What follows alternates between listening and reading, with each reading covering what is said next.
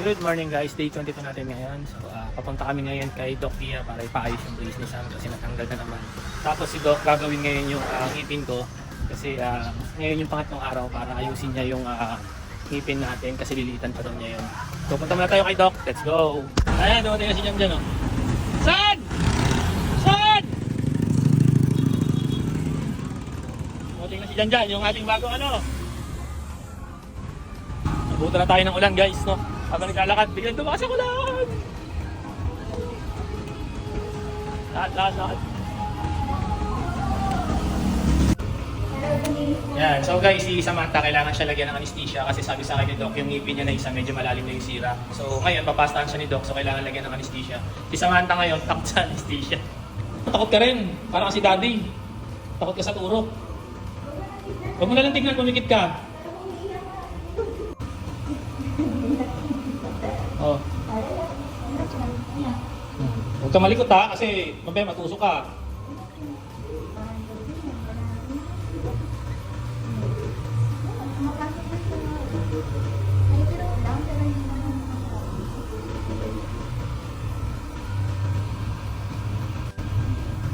Tumitigil ka mo.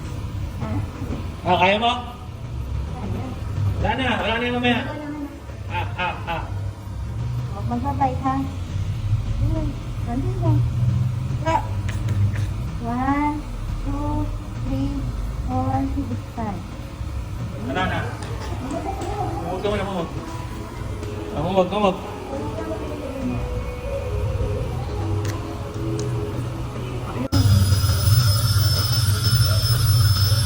Okay na?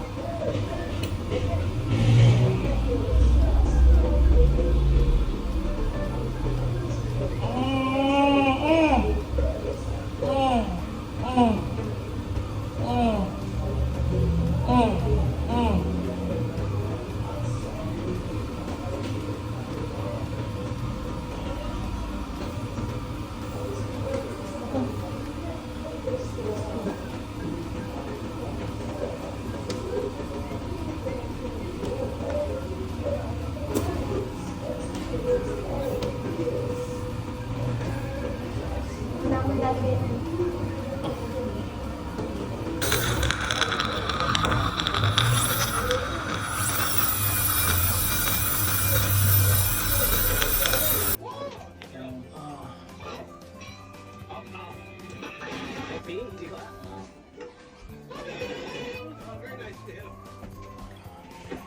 Andito na ako sa bahay namin guys, no? So parang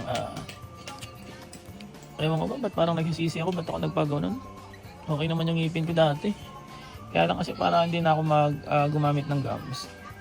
Ganun ako ng ngipin. Kaya lang ang problema, sobrang sakit niya. Lalo na ngayon. Halos hindi ko siya kinakaya kasi tumatago siya doon sa ulo ko yung sakit. Kasi parang alam mo yung isang ngipin mo nga lang yung masakit, sobrang sakit na ng ulo mo. Eh, what if pa lahat ng ngipin mo, putang ina, dami-dami lahat ng ngipin ko. Sakit, grabe, tang ina, di ko kaya.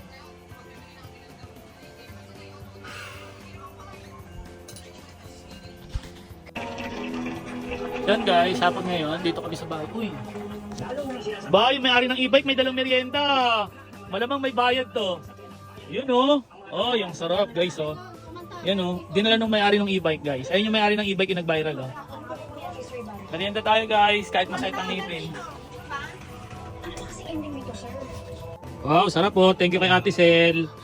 Malaki yung curtain man dito na Ate Sel sa akin eh. Lagi may pamerienda eh. Grabe na to, parang papalitan na si Heidi ah. Kinakain lang ng merienda, meron na naman pagkain na dala. Grabe itong may-ari ng e-bike na talaga yung Mendon, Giselle. So yun nga guys, no? So masama yung pakiramdam natin ngayon. Tapos yung naging problema pa natin na isa, ang lakas ng ulan. Tapos yung solar natin hindi gumagana yung Meralco. So hindi gumagana yung kuryente kaming from Meralco. So ngayon, ang gagawin natin, i-figure out natin, titingnan natin kung nasan yung problema niya. Yun, so nalaman namin guys na sumabog yung kuryente rin papunta rin sa Meralco. Sa sobrang init, nasunog yung nasunog yung wire doon sa loob ng breaker. Ayan no. Kaya nag-trigger siya. Ayan. Ayan, so okay na ulit siya. Meron ng kuryente. So yun nga guys, no, ayos na yung solar natin. No? Ayun, kung makikita nyo, doon siya kumukuha sa Meralco.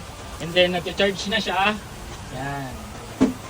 Nag-charge na siya lahat. So ito yung ating solar power, no? Yan. So kahit mag-run out, wala tayong problema kasi meron tayong backup. So dito na natapos yung walang kwenta-kwenta nating day 22 guys. So peace out. Thank you.